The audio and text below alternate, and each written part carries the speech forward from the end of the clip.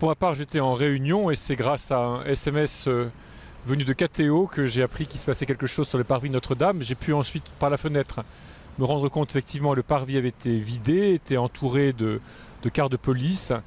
Et puis ensuite, j'ai été appelé, disons, par la cathédrale pour venir rejoindre les gens qui étaient confinés à l'intérieur. Voilà, donc j'ai pu entrer à la cathédrale et passer 2 heures, mettons, avec les 900 personnes à peu près qui étaient restées confinées, disons, à l'intérieur. Je voudrais quand même rendre hommage à la qualité de nos forces de police qui étaient agressées. C'était les forces de police qui ont été agressées, qui ont bien réagi et mis l'homme hors d'état de nuire.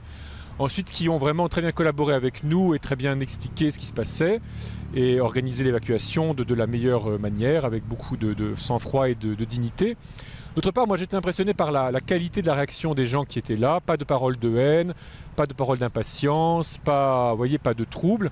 Et je trouve que ça montre une espèce de maturité de la population mondiale qui sait que ce genre d'événement peut arriver malheureusement et qui l'intègre dans les choses de la vie, qui essaie de réagir avec calme, avec maîtrise, avec une certaine dignité. Et ça, je trouve que c'est très réconfortant.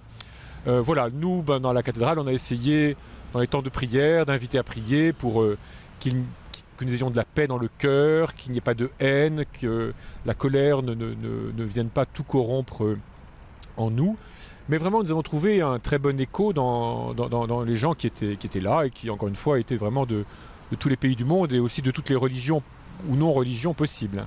Mon message, c'est vraiment qu'il nous faut croire que la paix, la dignité, le calme, le respect, l'attention aux autres, etc., l'emportent sur ces forces de haine. Nous avons tous collectivement apporté l'assurance et le message que nous pouvons construire l'humanité dans la paix, dans le respect, dans l'attention, dans la discussion, dans le dialogue, dans l'opposition, y compris dans des options différentes, mais que ce ne soit pas la mort, les forces de mort ne construisent rien et n'amènent à rien.